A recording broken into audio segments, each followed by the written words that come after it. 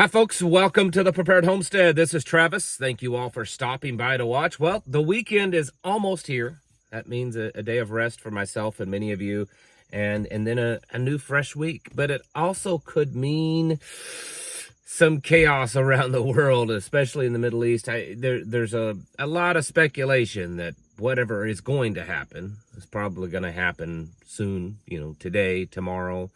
It tends to happen on weekends. You notice that? It does. Stock markets not handling things very well. Gold this morning shot up above 2,500 again, some record levels. So there's definitely starting to be a greater reaction to the potential for something to happen. Now, I'll be honest with you. I still am. There's still a good percentage of me that thinks that this is going to end up being less than spectacular. Let's put it that way.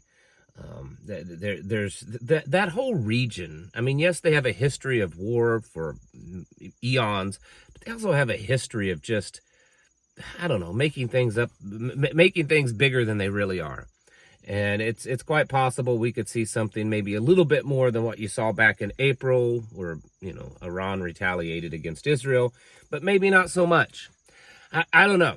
We will wait and see. I will say that they've definitely built this whole conflict up much bigger than it is, and so we'll just have to sit back and watch and see what happens. Like I said, the stock market's reacting to it. The whole, this is still strange to me. The whole political arena here in the United States is kind of ignoring it, I guess you could say. Israel has always been a major part of American politics, of who supports Israel more and all this kind of stuff. Our closest partner and ally in the Middle East. And you've got these people running for office that really aren't talking about it much.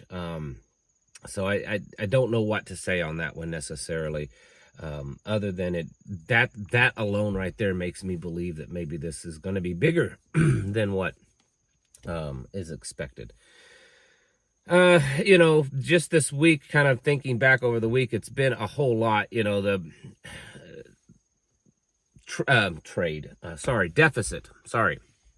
deficit, or the debt, national debt, has increased and broke above 35 trillion. And not only did it break above 35 trillion, but in one day we increased the debt by $100 billion. We're going into debt at just stupid, silly rates. And to me, that always has to be factored into everything that's going on, whether it's war, politics, everything, because it's completely unsustainable. I mean, you would have to be an absolute mindless fool to not see that the amount of debt is a huge problem, and it's affecting everything. Because at some point, there's got to be a breaking point. I know that there are some people that say, well, no, we could easily double or triple the amount of debt we're in and still make it. Yeah. Not when a growing portion of the rest of the world is starting to see through the veil and see that the U.S. dollar there's nothing there, okay? Some faith, a military that's not as strong as it once was, and a whole lot of debt. And it being used as a weapon and a manipulative tool against other countries. So once there's kind of hits that terminal velocity, that snowball effect where enough countries have finally walked away from the dollar that it's just kind of snowballing, the dollar's no more. And once that happens, if we're not in a war by then, we'll definitely be in a war by then. And how things will be here in America will be very different. I've said this so many times before. Americans, as much as we conservatives hate to use this word, we are privileged. We've been very privileged. And I don't think that most Americans realize the full privilege that we've had, in large part due to our currency being the global dollar, the global currency. It has respect everywhere. You can go anywhere in the world and use the U.S. dollar. And that's changing. And when that changes and when countries stop using it, it's going to affect us greatly here in the United States. And so when you look at short-term events such as what's going on with Iran and Iraq and Israel and Syria and Lebanon and all that kind of stuff, those are immediate things. Those are things that are happening within hours, days, weeks ahead. And there's other things like that. The election, that's kind of an immediate thing, right? Less than 100 days away. Then you look at long-term stuff. Long-term stuff is the illegals. That's kind of both an immediate and long-term, but the illegals that keep pouring into this country, but also our currency and our financial system. Looking at it across the horizon, it's not good. Even if all this other stuff in the immediate it didn't exist and wasn't bad, the fact that we're in the $35 trillion range, we're going into debt, $1 trillion a quarter, basically. And a growing portion of the rest of the world is starting to see that and walk away from the US dollar. That is a huge problem. That's going to affect us in ways that we just can't imagine. Potentially even to the point of hyperinflation or a dollar just completely collapsing. But even if those extreme things don't happen, just the fact that the cost of everything's going to go up. One of the reasons why we have the cheap goods, whether they're Chinese made or not, it doesn't matter. The fact is that we have these cheap goods because our dollar has such purchasing power all over the world. When companies and manufacturers purchase things, whether outside the country, whatever it is, they're able to do so at a reduced cost from what the rest of the world is buying them a lot of times because our dollar has such purchasing power. The amount of wealth in this nation, the fact that people are so prosperous for the most part, and I know that's becoming less and less, but even the poorest person in America is considered wealthy in most of the rest of the world. And the reason that's been happening for so long is because of our currency, because our currency is the world currency. When those things start changing, it's going to cause life to drastically change here in America. And who knows what will happen?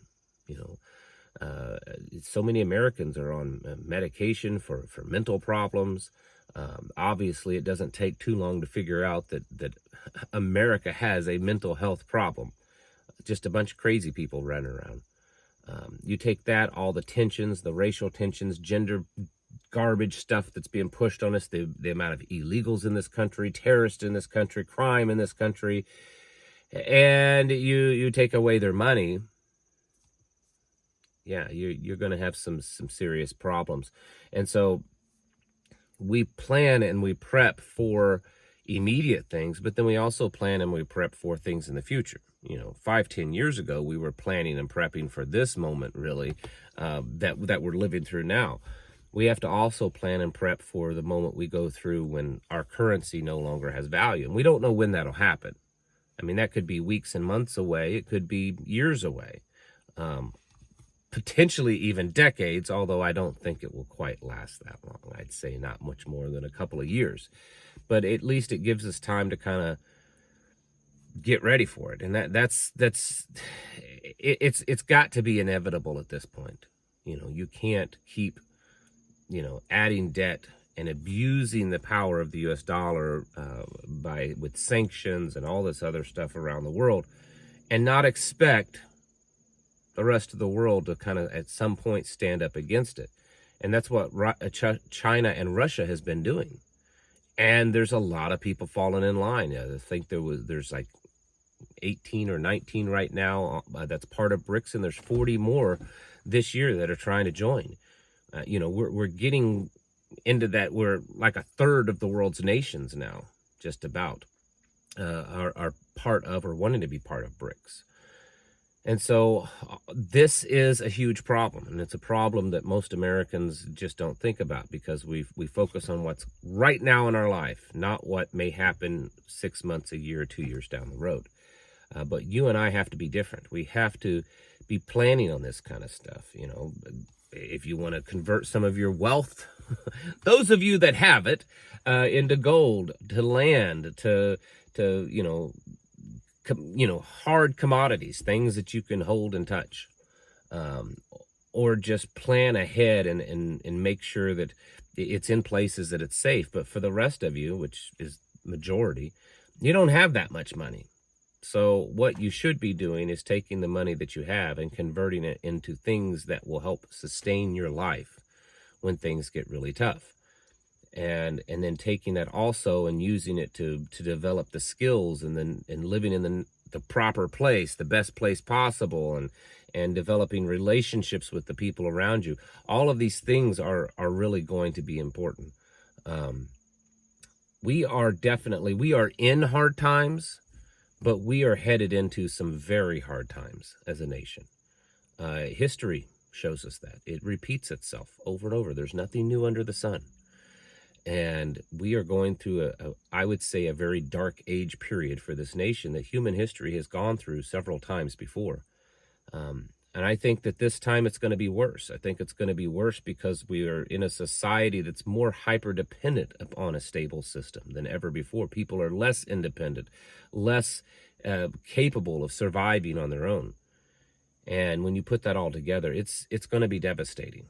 And so that's why I get on here every day, trying to encourage you to be more self-sufficient, to be more, resilient, to push through, and to find new ways to be, better prepared for what we're facing, because we're facing a lot, and unfortunately it's going to get worse. Folks, it's time to get your houses in order and to prepare yourselves mentally, physically, and spiritually. Thanks for watching, and I'll catch you in the next video.